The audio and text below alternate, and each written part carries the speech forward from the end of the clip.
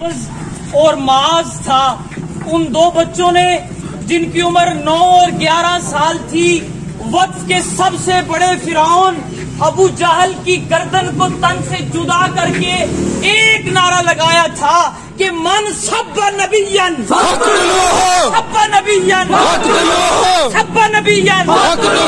Message دیا تھا کہ ہم اگرچہ ٹانگیں پتلی ہیں، اگرچہ جسم کمزور ہیں، اگرچہ بچے ہیں، لیکن سنا ہے گالیاں دیتا ہے محبوب باری کو، ارے مر جائیں گے یا ماریں گے ناری کو۔ ہاں ہمارا عقیدہ ہے کہ وزارت عظمیٰ کا تاج بھی سر پہ ہو تو اس سے عزت نہیں ہوتی، ارے تخت سکندری پہ وہ تھوکتے نہیں، آقا بستر لگا ہوا ہے جن کا تیری گلی میں۔ رہبر و رہنما مصطفیٰ مصطفیٰ، رہبر و رہنما مصطفیٰ مصطفیٰ۔ جو لا الہ الا اللہ محمد رسول اللہ صلی اللہ علیہ وسلم کے نام پر بنا، یہاں پہ بھی فیمنزم کو پھیلا رہے ہیں، اور وہ کہتے کیا ہے؟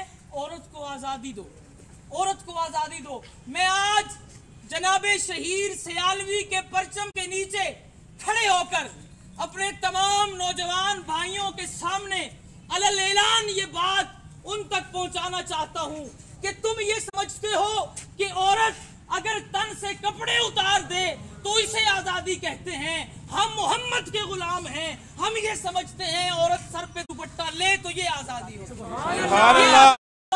تو اس کا بڑا بیٹا اپنی ماں سے شادی کر لیتا، لیکن جب اسلام آیا تو اسلام نے ہمیں سکھایا کہ عورت اگر ماں ہے تو اس کے پاؤں کے نیچے جنت ہے، عورت اگر بہن ہے تو تیری عزت ہے، عورت اگر بیوی ہے تو تیری غیرت ہے، عورت اگر تیری بیٹی ہے تو اس کے پاؤں کے نیچے آنے والی نسلوں کی جنت ہے، تیرے لیے جنت ہے، اس کی خدمت کر، پرورش کر اور جنت میں پہنچ۔ اگر تم یہ دعویٰ کرتے ہو کہ عورت کو آزادی دو تو میں تم سے پکار کے سوال کرتا ہوں، یہ نوجوان، یہ کالجز کے بچے، یہ سکولز کے بچے، یہ مدارس کے بچے تم سے سوال کرتے ہیں، کیا عافیہ صدیق کی عورت نہیں؟ کیا اسے آزادی کا حق نہیں؟ کیا وہ ایک مسلمان عورت اور مرد کی بیٹی نہیں؟ کیا اس کے گھر والے نہیں؟ کیا اس کے بچے نہیں؟ کیا اس کی بہنیں نہیں؟ کس منہ سے تم اسے اپنے گھر میں قید کر کے رکھے ہوئے ہو؟ میں ایک میسج دے رہا ہوں اسٹیٹ یوتھ پارلیمنٹ کے اس خوبصورت سٹیج سے، صرف ایک میسج دے رہا ہوں کہ ہماری بہن جناب ڈاکٹر عافیہ صدیقی کو رہا کیا جائے۔